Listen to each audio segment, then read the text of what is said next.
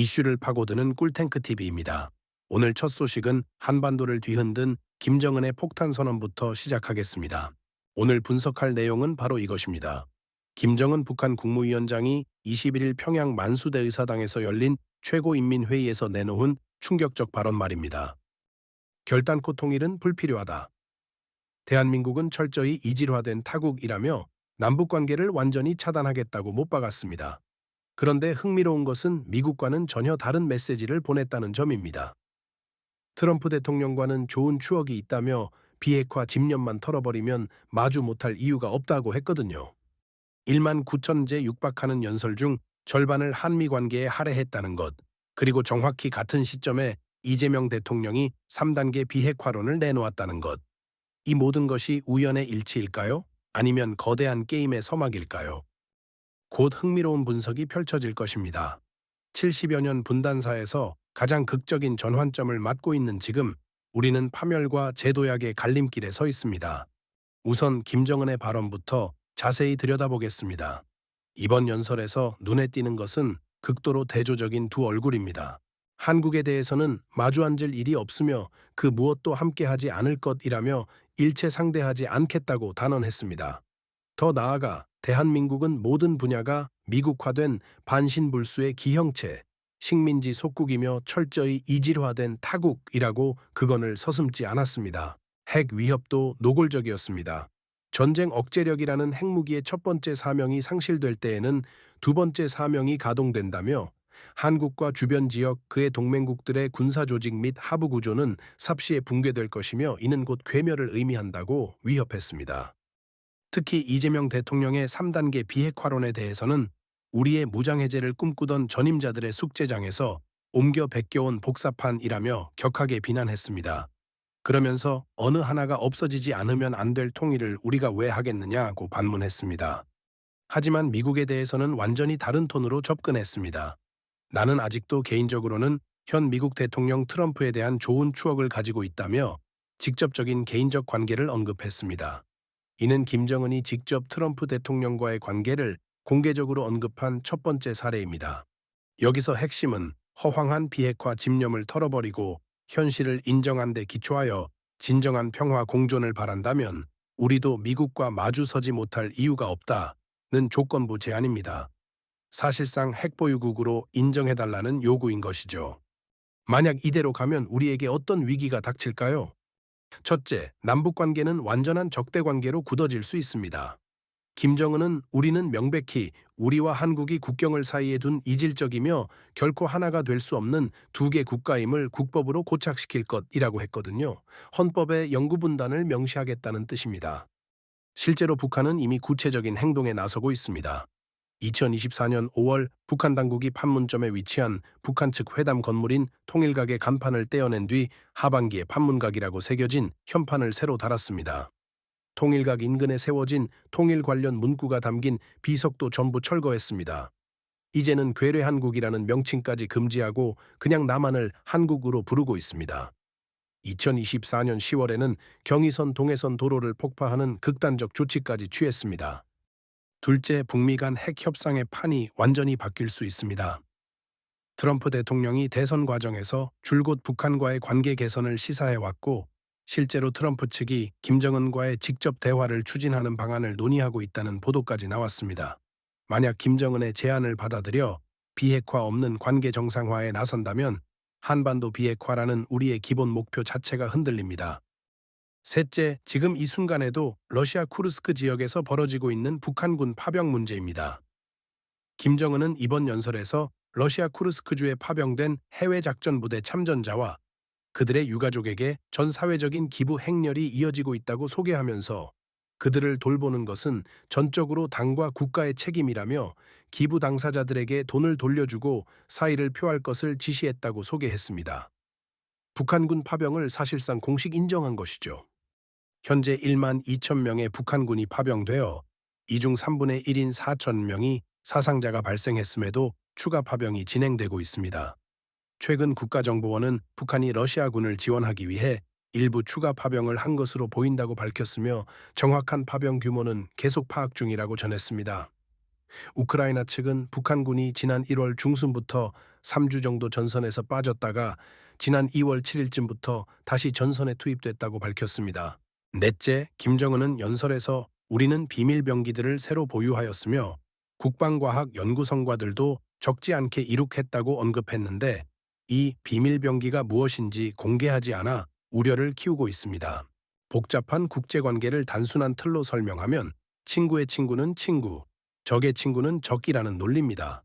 북한, 러시아, 중국이 한 축이고 한국, 미국, 일본이 다른 축을 이루고 있습니다. 김정은은 이제 첫 번째 축에 완전히 몰입하면서 두 번째 축과는 선택적 관계를 맺겠다는 전략을 구사하고 있습니다. 이 모든 상황을 연결해보면 김정은이 남한 배제, 밀어준과의 다자 협력이라는 완전히 새로운 게임판을 짜고 있다는 것을 알 수 있습니다. 그런데 여기서 이재명 대통령의 대응도 주목해야 합니다. 바로 3단계 비핵화론을 내놓은 것이죠. 자, 여러분, 잠시만 생각을 해보시죠. 김정은이 왜 지금 이런 극단적인 선택을 했을까요? 이번 사태를 분석하기 위해 저는 UN 보고서, 미국 의회 연구 보고서, 그리고 관련 학술 논문들을 교차 분석했습니다. 그 과정에서 발견한 흥미로운 사실들을 소개해 드리겠습니다. 첫 번째로 발견한 놀라운 사실은 김정은의 이 발언이 단순한 감정적 반응이 아니라는 점입니다. 전문가들은 김정은은 대남 정책 혹은 통일 정책의 변화를 어떤 원칙적인 변화라기보다는 국면적 거래 차원에서 택했다고 보고 있다며 한국이 북한에 줄 수 있는 편익이 없어졌다고 생각하는 것 같다고 분석합니다. 편익이라는 것은 핵 협상에서의 편익이라든지 경제적인 외교적 편익을 말합니다. 한국에서 북한 핵 개발에 따른 한미 동맹의 중요성이 더 강화되었고, 특히 윤석열 정부는 이런 면에서 한미 공조를 더 강화하면서 확장 억지를 강조했기 때문에 이제 한국으로부터 얻을 수 있는 편익은 없다고 판단한 것으로 보입니다. 핵심은 바로 편익의 소멸입니다.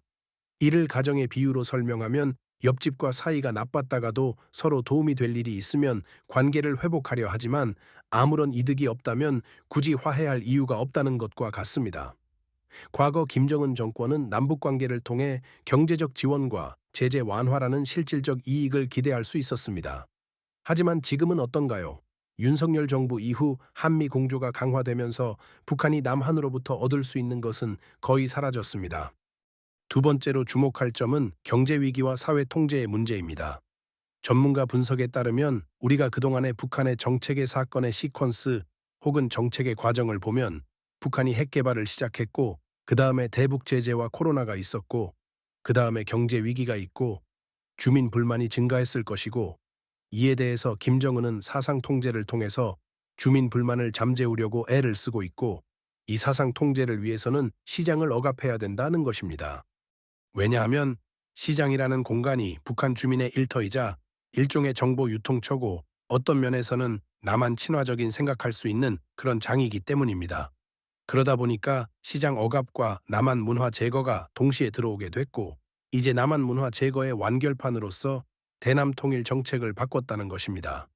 즉 김정은은 핵 개발이 정권 유지에 미치는 부정 효과를 차단하기 위해서 대남 통일 정책을 바꿨다고 볼 수 있습니다. 이런 면에서 김정은의 적대적 두 국가로는 영구적 원칙적인 전환보다는 국면적 거래적 방향이라고 보는 것이 맞습니다. 세 번째 가장 중요한 반전은 바로 트럼프 카드입니다. 김정은이 트럼프에 대해 좋은 추억을 언급한 것은 결코 우연이 아닙니다. 2018년 6월 12일 싱가포르에서 첫 만남을 가진 후 2019년 2월 27일부터 28일까지 베트남 하노이, 그리고 2019년 6월 30일 판문점에서 총 3차례의 정상회담을 통해 쌓인 개인적 관계를 지금 꺼내든 것이죠. 아마 지금쯤 이런 의문이 드셨을 겁니다. 하노이 회담은 결렬됐는데 왜 좋은 추억이라고 할까요? 바로 여기에 김정은의 계산이 숨어 있습니다. 하노이 회담이 결렬된 이유를 정확히 알려면 당시 상황을 되짚어 봐야 합니다. 미국 스티븐 비건 대북 특별대표는 영변만으로는 제재를 해제할 수 없다는 입장을 북한에 전달했고 마이크 폼페이오 국무장관도 영변만으로는 합의해 줄 수 없다는 입장이었습니다. 반면 북한은 영변 핵시설을 완전히 폐기하면 되돌릴 수 없는 비핵화 단계로 평가 가능하다며 상당한 제재 완화를 기대했습니다. 월스트리트 저널은 핵 협상은 정상회담 이전에 좌초했다는 제목의 한면 머리 기사에서 베트남 하노이에서 제2차 북미 정상회담이 개최되기 몇 주 전부터 결렬을 예고하는 틀림없는 징후들이 있었다고 전했습니다. 애초 미국과 북한의 눈높이가 너무 달랐다는 것입니다. 도널드 트럼프 미국 대통령과 김정은 북한 국무위원장은 상호 우호적인 관계를 내세우며 상대방의 과감한 결단과 양보에 기대를 걸었지만 양측 모두 꿈쩍도 하지 않았다고 월스트리트 저널은 묘사했습니다. 하지만 지금은 상황이 완전히 다릅니다. 트럼프는 거래의 대통령이고 우크라이나 전쟁으로 국제 정세가 완전히 바뀌었습니다. 김정은은 이제 단언하건대 우리에게는 비핵화라는 것은 절대로 있을 수 없다. 고 단언하면서도 비핵화 집념을 털어버리고 현실을 인정하면 대화할 수 있다는 새로운 제안을 내놓은 것입니다. 트럼프 대통령도 최근 이재명 대통령과의 한미 정상회담에서 김정은 위원장은 날 만나고 싶어 해 올해 안에 만나고 싶다고 말했습니다. 그러면서 나와 함께 했던 북미 정상회담 기자회견이 김 위원장 생애 첫 기자회견이었다며 그래도 김 위원장과 좋은 시간을 보냈다고 회상했습니다. 네 번째, 러시아와 중국이라는 든든한 배경도 빼놓을 수 없습니다. 일본 교도통신 보도에 따르면 김정은이 지난 9월 4일 베이징에서 시진핑 중국 국가주석과 만나 남북 평화 통일을 포기하는 정책에 대한 이해를 구했다고 합니다. 김 위원장이 지난 9월 3일 열린 북러 정상회담에서도 같은 내용을 말했고 푸틴 대통령은 지지를 표명했다고 전해졌습니다. 러시아 쿠르스크 전선에서 북한군이 거둔 성과도 김정은의 자신감을 높였을 것입니다. 알렉산드르 스테파노프 러시아 과학 아카데미 라틴 아메리카 연구소 선임 연구원은 2025년 4월 26일 러시아 국영 타스 통신에 최고의 병력과 수단 그리고 서방 장비를 갖춘 우크라이나 부대들이 이 작전에 투입되었다. 하지만 쿠르스크주 해방 작전으로 대부분 파괴되었다라고 언급했습니다. 그러면서 특별히 언급해야 할 것은 북한군이 러시아 영토를 해방하는 데 실질적이면서도 커다란 기여를 했다는 것이라고 했습니다. 한 러시아 언론은 북한군 덕분에 우리는 다른 전선에 대한 압박을 유지하고 돈바스에서 공세를 지속하며 95개 대대로 구성된 대규모의 우크라이나 유럽 연합침 공군에 막대한 피해를 줄 수 있었다고 평가했습니다.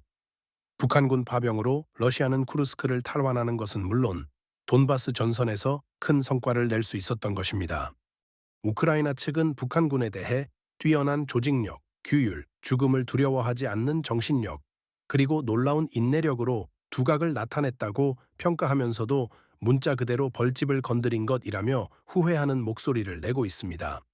다섯 번째, 이재명 대통령의 3단계 비핵화론과의 묘한 대결 구도입니다. 이재명 대통령은 최근 일본 요미우리 신문과의 인터뷰에서 정책적 방향은 한반도의 비핵화라며 1단계는 핵과 미사일에 대한 동결, 2단계는 축소, 3단계는 비핵화라는 단계적 접근법을 제시했습니다. 이 대통령은 한국 정부는 미국과 긴밀한 공조를 유지하는 가운데 적극적인 남북 대화를 통해 핵을 동결, 축소, 폐기까지 갈 수 있는 여건을 만들어 나갈 것이라고 강조했습니다. 또한 대결 정책보다는 평화적으로 공존하고 서로 인정하고 존중하는 공동 번영의 길을 찾아내야 한다며 우리가 한 발 앞서 문을 열고 대화를 위해 노력하고 협력할 수 있는 길을 찾아내고 적대감을 완화해 나가는 게 필요하다고 밝혔습니다. 김정은은 이를 두고 우리의 무장해제를 꿈꾸던 전임자들의 숙제장에서 옮겨 베껴온 복사판이라며 거부 의사를 분명히 했죠. 그러면서 제재 풀기에 집착하여 적수국들과 그 무엇을 맞바꾸는 것과 같은 협상 따위는 없을 것이며 앞으로도 영원히 없을 것이라고 못 박았습니다. 하지만 여기서 놀라운 반전이 있습니다. 북한은 이재명 대통령의 미국 워싱턴 전략국제문제연구소 연설에 대해 비핵화 망상증에 걸린 위선자의 정체가 드러났다는 제목의 논평에서 국위이고 국채인 핵을 영원히 내려놓지 않으려는 우리의 입장은 절대 불변이라고 비난하면서도 정작 한미 정상회담에 대해서는 직접적인 언급을 하지 않았습니다. 조선중앙통신은 이 대통령이 연설에서 북한을 가난하지만 사나운 이웃으로 표현한 것에 우리를 심하게 모독했다라면서 한국을 왜 적이라고 하며 왜 더러운 족속들이라 하는가 보여주는 중대한 계기라고 반발했습니다. 그러면서 이 대통령의 3단계 비핵화론에 대해서도 하늘에 떠가는 구름을 잡아보겠다는 천진한 꿈이고 너도 허망한 망상이라 비꼬았습니다. 이는 미국과의 대화 가능성을 열어두면서도 한국과는 철저히 선을 긋겠다는 의도로 해석됩니다. 그런데 여기서 중요한 질문이 하나 떠오릅니다. 김정은이 트럼프와의 좋은 관계를 강조하는 것이 우리에게는 과연 무엇을 의미할까요? 이것은 우리에게 기회이자 위기입니다. 기회라는 것은 한반도 긴장 완화의 가능성이 생겼다는 점이고, 위기라는 것은 한국이 소외될 수 있다는 점입니다. 트럼프와 김정은이 직접 거래하고 한국은 구경만 하는 상황이 될 수도 있거든요. 여섯 번째, 시간의 흐름을 보면 더욱 명확해집니다. 2023년 말 김정은이 적대적 두 국가론을 처음 선언한 이후의 행보를 정리해보면 2023년 12월 적대적 두 국가론 선언, 남북관계가 더 이상 동족 동질 관계가 아닌 적대적 두 국가, 전쟁 중에 있는 두 교정국 관계로 완전히 고착됐다. 고 규정 2024년 1월 헌법의 영토조항 신설 지시, 김정은이 헌법에 명시한 통일화해, 동족이라는 개념 자체를 완전히 제거하라고 명령. 2024년 5월 판문점 통일각 간판 제거, 판문각으로 교체. 2024년 7월 김여정 부부장의 담화에서 조한 관계라는 용어 사용. 2024년 10월 경의선 동해선 도로 폭파. 2025년 현재 헌법 개정을 통한 완전 고착화 예고. 이는 단계적이고 치밀한 계획에 따른 것임을 보여줍니다. 북한에서는 과거 김일성과 김정일 시대는 물론이고 2023년까지도 영구 분단을 입 밖에 꺼내기조차 어려울 정도로 양국론을 부정했습니다. 북한에서 남조선은 우리 북조선과는 다른 나라니까 공존하자 어쩌고 했다가는 무사하지 못했을 것입니다. 그런데 갑자기 2023년 말부터 김정은의 지시에 따라 북한은 조선민족 단결 등 통일과 관련한 주장을 급격히 거둬들이고, 남북관계를 공화국 북반부와 공화국 남반부 남조선의 관계가 아니라 조선민주주의 인민공화국과 대한민국의 적대적인 두 국가로 규정하는 행보를 보이고 있습니다. 일곱 번째, 북한군 파병의 실전 성과가 김정은의 자신감을 키웠다는 점도 중요합니다. 우크라이나 키릴로 부다노우 군 정보총국장은 미국 군사 전문 매체 워전과 인터뷰에서 북한군에 대해 그들은 생물학적 로봇 같았다고 평가했습니다. 북한군이 인해 전술을 펼치다 막대한 피해를 본 것을 언급한 것이죠. 하지만 다른 한편으로는 북한군의 전투력에 대한 평가도 나오고 있습니다. 콤소몰스카야 프라브다는 뛰어난 조직력, 규율, 죽음을 두려워하지 않는 정신력, 그리고 놀라운 인내력으로 두각을 나타냈다고 평가했습니다. 워싱턴 포스트는 쿠르스크 전선에 잘 훈련된 북한군이 등장하면서 전황을 바꾸는 데 결정적인 역할을 했다. 북한군은 매우 구조화된 군사 역량을 갖추고 있었다고 분석했습니다. BBC가 보도한 쿠르스크에서 후퇴하는 우크라이나 군인들의 증언은 더욱 생생합니다. 공황에 휩싸였다. 전선이 붕괴하고 있다. 러시아와 북한 군인이 우크라이나군 장비 수십 대를 파괴했다. 이게 보급로를 막아 혼잡을 일으켰다. 부상자와 사망자 규모가 엄청나다. 상황이 매우 어렵고 위급했다가 이내 대재앙으로 바뀌었다. 쿠르스크 지역에서는 모든 것이 끝났다. 작전은 성공하지 못했다라고 하였습니다. 현재 우크라이나군의 약 75%가 포위된 상황에서 2025년 5월에는 러시아군이 하루 평균 14km씩 전진했고 6월 들어 일주일에 200제곱킬로미터에 달하는 18개 우크라이나 마을을 점령하는 등 러시아의 공세는 갈수록 거세지고 있습니다. 여덟 번째, 북한이 얻고 있는 실질적 대가도 살펴봐야 합니다. 북한은 파병의 대가로 러시아로부터 경제적, 군사적 지원을 받고 있는 것으로 추정됩니다. 국방부에 따르면 북한이 작년부터 러시아의 장거리포 200문을 포함하여 군사 지원을 지속적으로 제공해 왔다고 보고했습니다.